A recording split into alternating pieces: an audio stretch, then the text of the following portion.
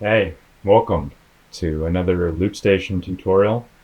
My name is Playgue. Ugh, this camera audio is garbage.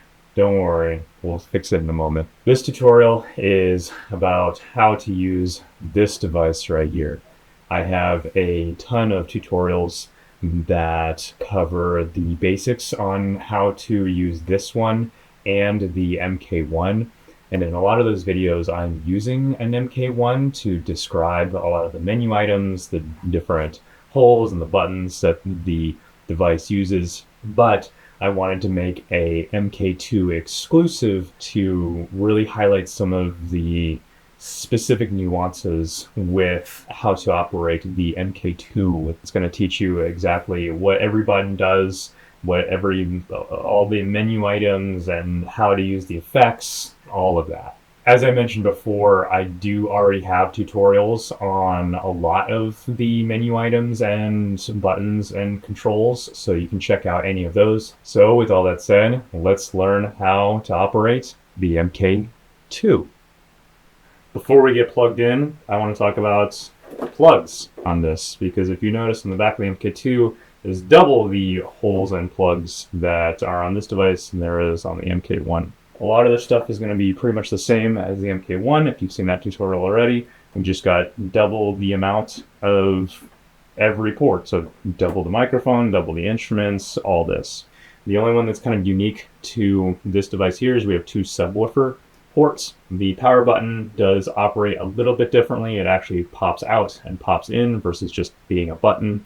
But yeah, this is the same backside, just twice as many ports. Let's get plugged in. I'm tired of listening to this audio. All right. This is much better audio. Welcome to the MK2. There's a lot of buttons on this thing. Don't worry. By the end of this tutorial, you will understand exactly how to operate this device, so then you can start just playing around and making music on this. First things first, if you ever want to film your loop station setup and you need to be able to see the screen, here's some pro tip for you. Go into your system memory, scroll over to the setup, and change your contrast to 1. Normally it's on 6, which I can see very well, and it's very clear for me. This looks dark as heck for me. However, from your perspective, this looks very clear. In any case, let's go over all of the buttons. Now, I will be skipping quite a few because a lot of these buttons are the same ones on the MK1, so you can check out those tutorials for that information. Let's talk about the bottom. You have the play buttons. These are where you record, your overdub, your play buttons. You have your stop buttons to stop the track. These track buttons here go into track menu, so you can change it into the specific menu for that given track. You can also activate assigns with this, which we're not going to discuss in this tutorial, a little too advanced. And then the last button is the effects button. This turns on or activates these effects here, which we'll go over in a moment. These are faders. These just change the volume. These are a lot longer on the MK2 than the MK1, so you have a little bit more granularity with these faders, but unfortunately they're just as cheap as the ones on the MK1, so be gentle. I recommend stopping and starting tracks whenever you are playing fader up and down, just to, again, do less wear and tear on the fader, because the buttons are a lot more sturdy than the faders. All right, moving up. We have these buttons in the center, all start stop, stops and starts all tracks. Undo redo, it's the same thing on the MK1. You can pull a layer away or bring a layer back. Tap tempo works exactly the same as the MK1. Start stop for your rhythm. This button here, we're not going to go over any of these menu items because, again, I have a tutorial on all of these menu items and what they mean and what they do. These buttons right here are your arrow buttons to navigate through the various menus. This button also, when you're at the main menu, we're going to call this screen that you are on the main menu. You can actually change what is displayed on your device. For me, I like to have it on the input effects to tell me which input effects are on or off. As you can see, this is highlighted, but as I turn this off, the effects, those will also turn off as well. We also have the track effects buttons as well on display if you go right one more. Next, we have the exit button. This is just the back button, basically. So you push that to go back to a previous screen. The enter button is used for confirming your choices, but you also have these knobs that can push to select things as well. To write or save information onto your device, you push both of these at the same exact time. Push down, and then you click write, and then you can write to your track of whatever. And that saves every change that you've made on a specific memory. Next, we have the output level. This controls the levels either in your headphones or the speakers or both. Then over here, we have the menu and the loop buttons. I have labeled mine differently because I am mainly an MK1 user, so that's where my brain is tuned in. You can think of the menu button as an option to change every single memory simultaneously. So it affects the whole device. And then this loop button, it just affects the changes for this specific memory. All right, we're almost done. We have the effects section. This section here and this section here are going to operate in the same exact way. They are track effects and input effects. Whatever you input into your instrument or your microphone or whatever is affected by these, hence why I have my dynamics and EQ on. And these buttons here, once you recorded something, it'll then affect whatever you record, affect whatever you record, affect whatever you record, affect whatever you record. I do have a tutorial on all of the effects and what each effect does, as well as the menu in each one on how to operate what each memory piece means. But for now, we're talking about the very basics here. So this is your knob. This affects a specific given value. You cannot change what this knob affects in terms of which parameter this knob affects. Each one is going to be different. I will use this beat scatter as an example. So the knob here is going to affect the length, and there is no way to change the knob to affect, let's say, type or whatever other setting that we have. So in this case, reverse reverb, I believe, affects the E level. So if we scroll over to E level, which is right here, yeah, there it is. So we can affect the E level, but we can't affect anything else. So it is convenient for certain parameter changes, but unfortunately we can't change which parameter is affected by the knob. Everything I talk about with the effect settings is the exact same on either side. So now let's talk about the buttons here. This is your effect A, effect B, effect C, effect D. These turn on or off the effect. I want you to notice, however, that we're having two different colors here. There's like a pink and there's a red. The difference between a pink and a red is that the pink is what the knob is affecting, because we only have one knob for all four effects. So in this case, we have the D is pink, which tells me that this knob is going to affect the granular delay specifically. And I just know from using this device for many years that it's going to affect the time of the granular delay. If I turn the knob, let's say over to here, it's going to be something in like the teens or low 20s. So if I push this edit/bank button and then push the D button, that will go into the settings for effect D. So let's do that. We'll push edit and then D, and we go into the settings. And as you can see, it's now in the teens because I rotated the knob to that. However, you notice that all of these are red now, and there is no pink. Does that mean the knob no longer works?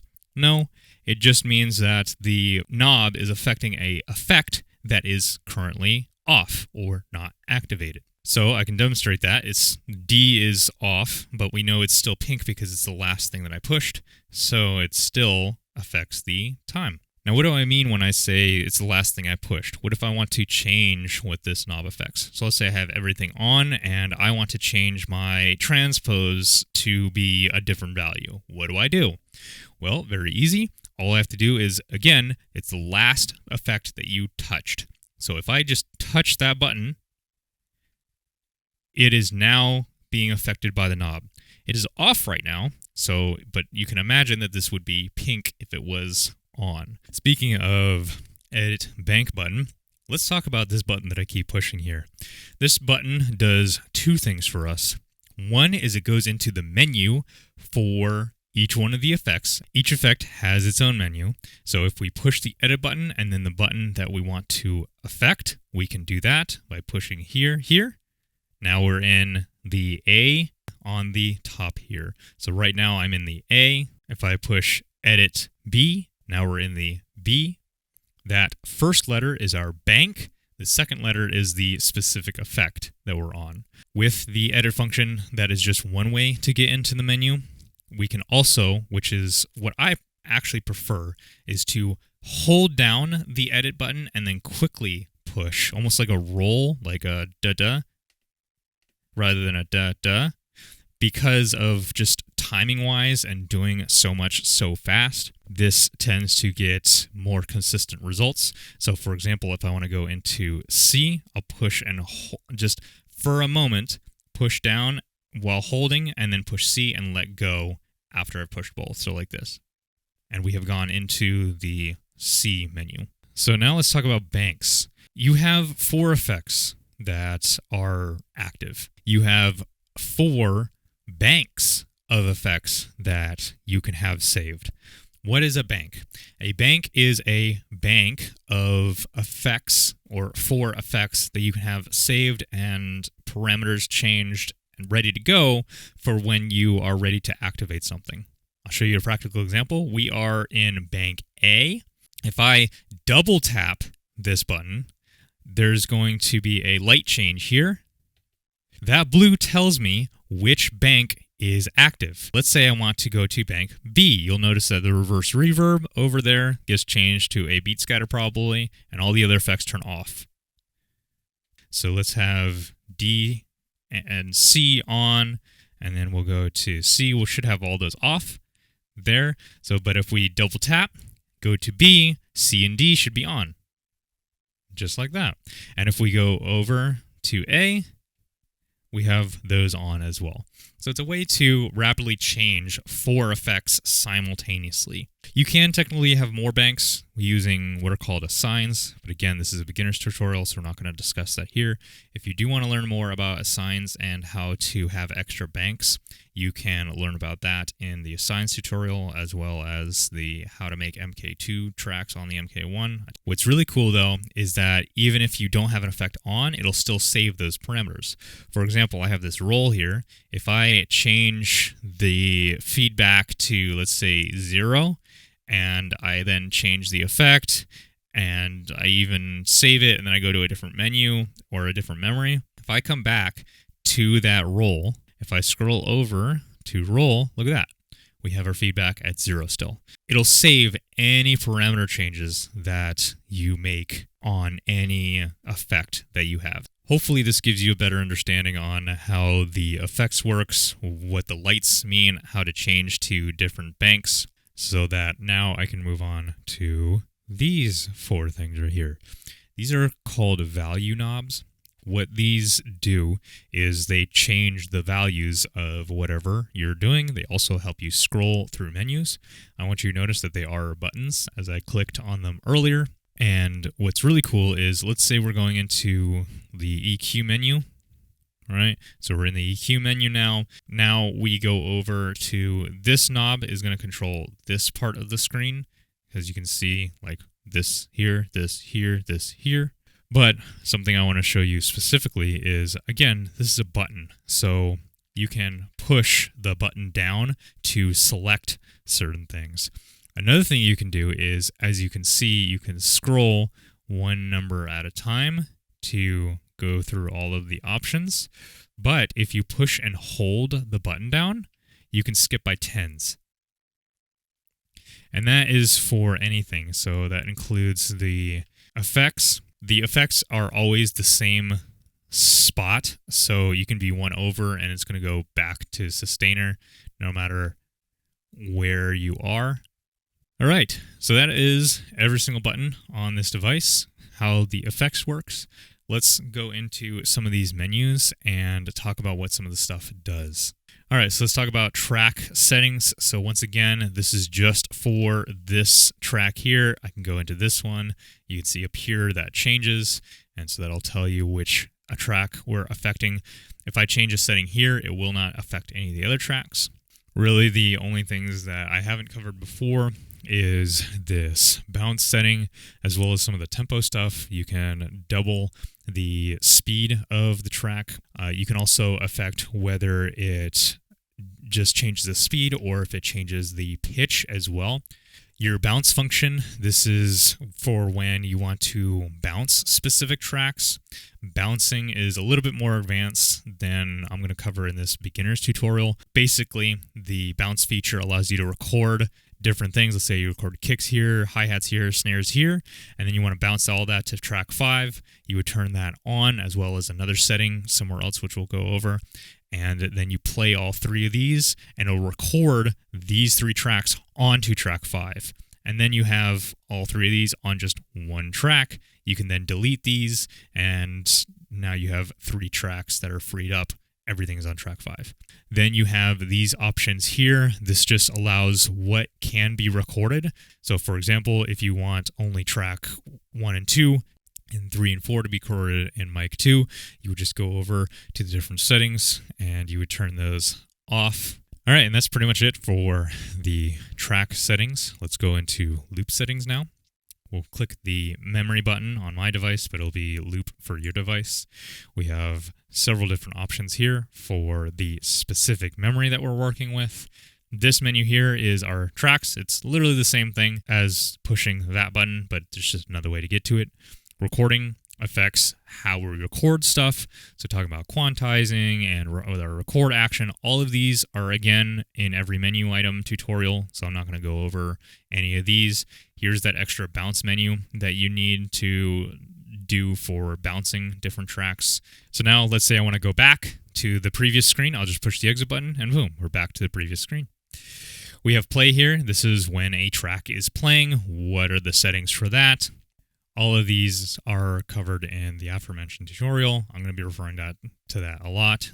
And some of these are also pretty self-explanatory, like for example, the speed change. You can do it immediately or loop end. So when you change the speed of a track, do you want it to speed up or slow down, do halftime or double time immediately as soon as you change the setting, or do you want to wait until the loop completes and then it'll change to double time or halftime? We'll go over to the other menu over here. So these are our FX, these are our input effects and our track effects. So as you can see, I have those 2 on. I can go in and edit those. So it's another way for us to basically go into the menu. If we scroll over, we can look at our different banks and our different modes. Again, all covered in the effects tutorial for the MK2. Our effects target, if you wanted to change this. As you can see, I'm changing what the knob is being affected by. Let's go back and talk about rhythm. This is our rhythm menu, which again, we can get into just by pushing this button. Boom. All of this is straightforward and can be seen in the last tutorial. Since you are a beginner though, this was actually one of the hardest for me to figure out. So I'm going to let you copy my work here on all of these settings. What this setup does is allows you to have the metronome only in your headphones and only so you can hear it and not for everyone else to hear it. It also doesn't make it so you can record the metronome as well. That should help you with the metronome settings. Hopefully you're finding this all very helpful. I would hope. But this is probably the most complex menu. This is the most intimidating, but don't worry. We're going to go over each one at a time. We'll start with input.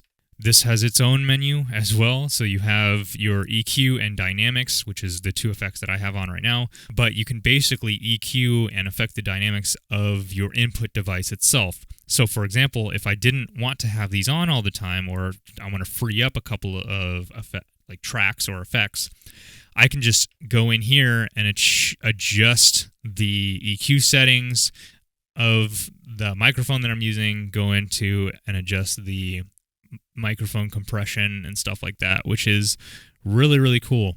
We'll go into setup here. This is all of your input setup functions, but that's pretty much it for that menu that I'm going to cover in this tutorial. We have output next. If we click on that, we have, again, more menu options.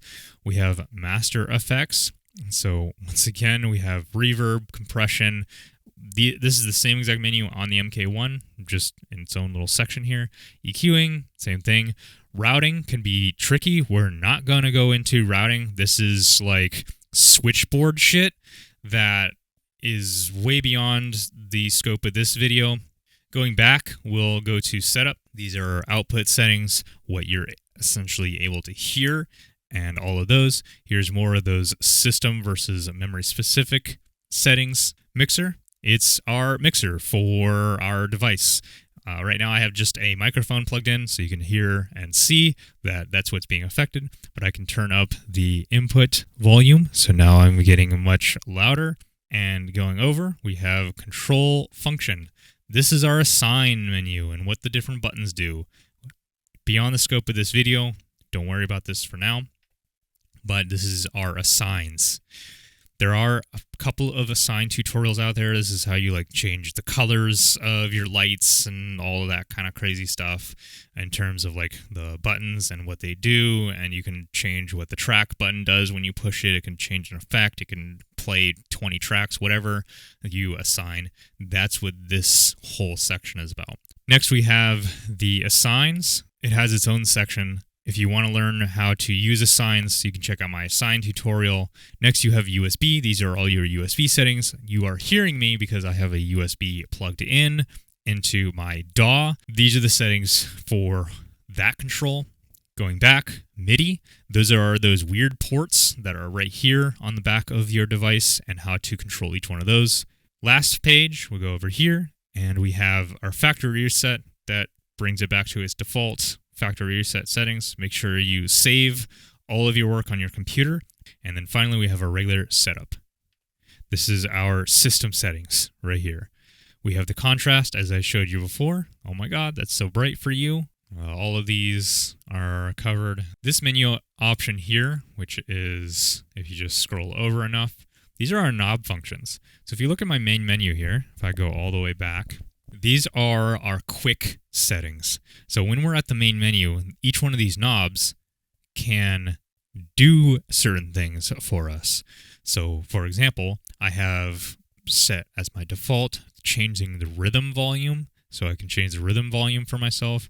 I can change my input through that actually is my silent record here. How do you change what these knobs do at the main menu? Well, that's exactly how. You go into system, go scroll over, go to setup, scroll over, and we're a knob function. You have a ton of various like options. We'll scroll over again. These are our colors to affect when something is recording versus when something is playing versus when something is overdubbing. There's my settings. You should have saw each one of those colors. And that's it. That's the basics of how to use your MK2. If you have any questions, feel free to leave them down in the comments. But yeah, that is the basics for the MK2. So now you're an expert in, or now you're a beginner in the MK2 and the MK1. Yay! Now you can operate both devices. If you want to learn more basics on how this device operates, like the actual inner workings of this device, how it processes the sound, how to hook up instruments and all that, definitely check out the other tutorials that I have. Again, I'm using the MK1, but they also apply to the MK2 as well. But yeah, that's it. Thank you for coming in and sitting through this tutorial with me.